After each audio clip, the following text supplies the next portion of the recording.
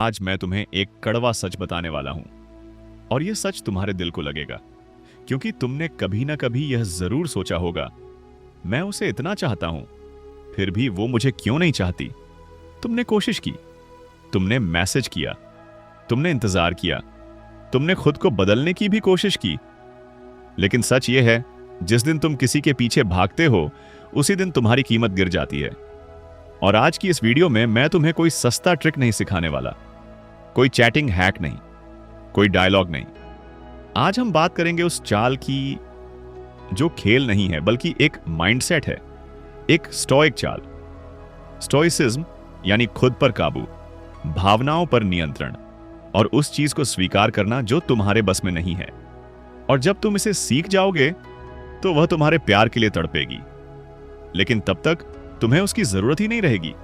थोड़ा रुक कर सोचो, क्या तुम सच में उसे पाना चाहते हो या तुम खुद को खो रहे हो?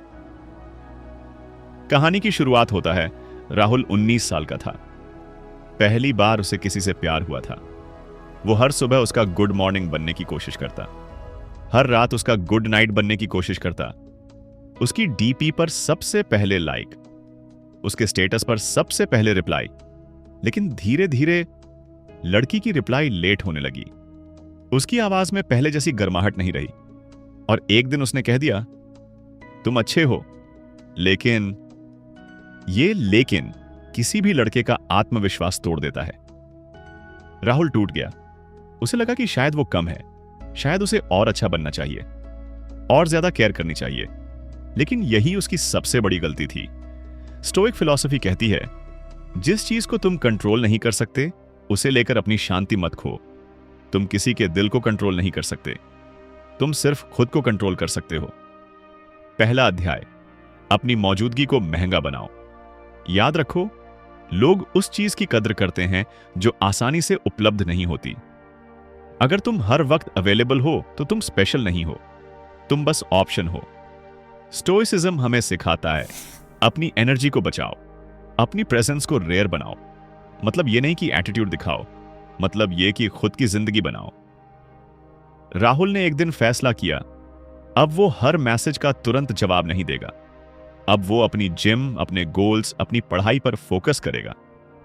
शुरू में उसे मुश्किल लगी, दिल बार बार फोन उठाता था, लेकिन उसने खुद को रोका और यहीं से गेम बदलना शुरू हुआ। रुको और खुद से पूछो, क्या तुम उसकी प्रायोरिटी बनने की कोशिश में खुद को इग्नोर कर रहे हो?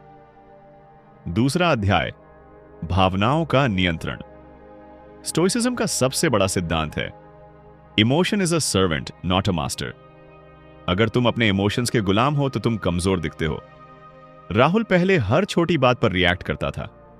सीन कर दिया तो अपसेट, ऑनलाइन दिखी तो जेलस। लेकिन अब उसने रिएक्ट करना बंद कर दिया। उसने ऑब्जर्व करना शुरू किया। उसने समझा, अगर वो दूर जा रही है तो यह उसकी चॉइस है, और अगर वो वापस आएगी तो यह उसकी इच्छा होगी, तुम्हारी मजबूरी नहीं। जब तुम रिएक्शन देना बंद कर देते हो तब सामने वाला सोचने लगता है, यह अचानक इतना शांत क्यों है? शांति सबसे खतरनाक हथियार है। तीसरा अध्याय, अपनी वैल्यू खुद तय करो। दुनिया तुम्हारी कीमत वही लगाएगी जो तुम खुद अपने लिए तय करोगे।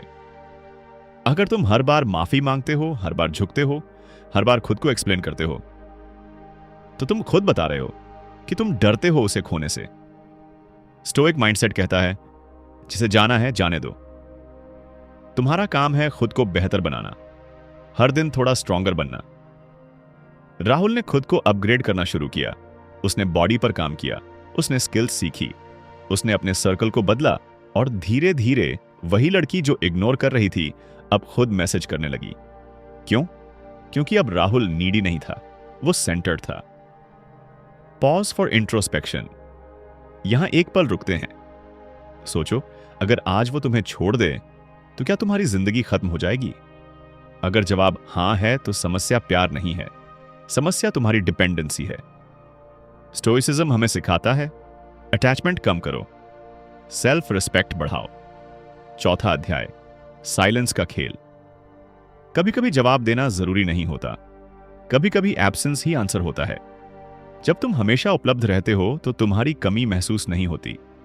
लेकिन जब तुम क्वाइटली अपने रास्ते पर चलने लगते हो तो तुम्हारी एब्सेंस बोलती है। राहुल ने यही किया। ना ड्रामा, ना इनडायरेक्ट स्टोरी, ना अटेंशन सीकिंग, बस शांति।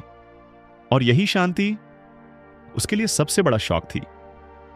असली चाल क्या है? अब तक जो सुना वो कोई मैनिपुलेशन नहीं है। यह चाल है खुद से प्यार करने की। जब तुम खुद को चुनते हो तो दुनिया तुम्हें चुनने लगती है। लेकिन एक ट्विस्ट है, जब वो वापस आएगी तब तुम्हारा माइंडसेट बदल चुका होगा। तब तुम उसे जरूरत से नहीं, चॉइस से चाहोगे। और यही पावर है।